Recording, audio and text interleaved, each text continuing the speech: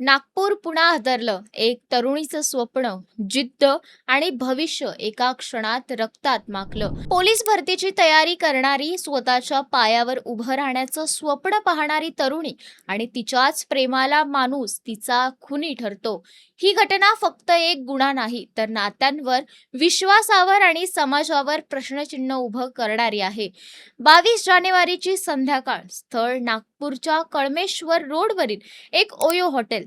बाहेरून पाहिलं तर अगदी नेहमीसारखंच, आत मात्र एका नात्याचा शेवट लिहिला जात होता. एक तरुण आणि एक तरुणी हॉटेलमध्ये राहण्यासाठी येतात. दोघं कपल असल्याचंही सांगतात.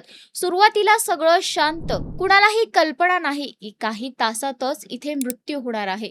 काय आहे संपूर्ण प्रकरण जाणून घेऊयात व्हिडिओच्या माध्यमातून. त्याआधी संपूर्ण व्हिडिओ पाहण्यासाठी चॅनलला सबस्क्राईब करा. नमस्कार, मी तन्वी सुनील आणि आपण पाहत आहात थेट वास्तव. तत्पूर्वी जे विद्यार्थी कोणत्याही फॅकल्टीमधून ग्रॅज्युएशन करत असतील आणि ज्यांचं स्वप्न IT क्षेत्रातील सर्वोच्च कंपनीमध्ये लाखोचं पॅकेज मिळवायचं आहे, त्यांनी स्क्रीनवरती दिलेल्या नंबरवरती कॉन्टॅक्ट करा. तुम्हाला तिथे संपूर्ण मार्गदर्शन केलं जाईल. हॉटेलच्या खोलीत काही वेळातच वातावरण बदललं. दोघांमध्ये जोरदार वाद सुरू झाले. वादाचं नेमकं कारण काय होतं हे तपासात स्पष्ट होते, पण आवाज इतके वाढतात की हॉटेल कर्मचाऱ्यांना हस्तक्षेप करावा लागतो. कर्मचारी दोघांना समजावतात, शांत करतात. बाहेरून पाहिलं तर प्रकरण तिथेच थांबलं असं वाटतं, पण आतल्या आत राग घुमसतच राहतो. थोड्याच वेळात पुन्हा एकदा वाद उफाळून येतो. यावेळी शब्द अपुरे पडतात. रागाचं रूपांतर हिंसेत होतं. क्षणभराचाही विचार न करता प्रियकर हातात चाकू घेतो आणि ज्याला तो प्रेम म्हणत होता त्याच प्रेयसीच्या गळ्यावर वार करतो. एक वार आणि त्यानंतर शांतता.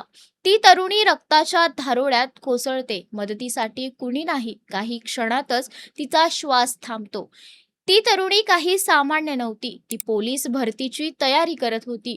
रोजचा सराव, मेहनत, शिस्त, आयुष्याला दिशा देणारी मुलगी होती ती.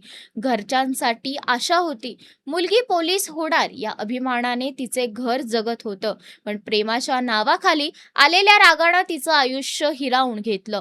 हत्या केल्यानंतर आरोपी प्रियकर इथेच थांबत नाही. घाबरलेला पण पश्चाताप न दिसणारा तो थेट हॉटेलच्या पहिल्या मजल्यावरून उडी मारतो आणि पळ काढतो.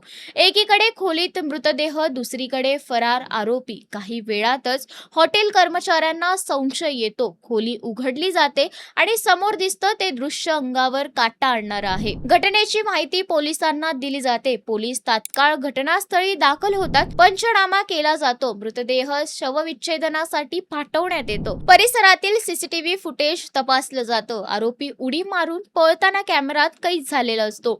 त्याच्या हालचाली, त्याचा मार्ग पोलीस ट्रॅक करू लागतात. हा केवळ प्रेमातून झालेला वाद नव्हता, तर अहंकार, संशय आणि रागाचा स्फोट होता असं तपासातून पुढे येतंय.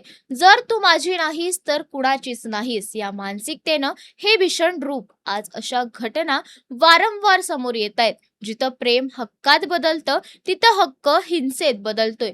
या घटनेनं पुन्हा एकदा प्रश्न उपस्थित केलाय. नात्यांमध्ये संवाद का कमी पडतोय?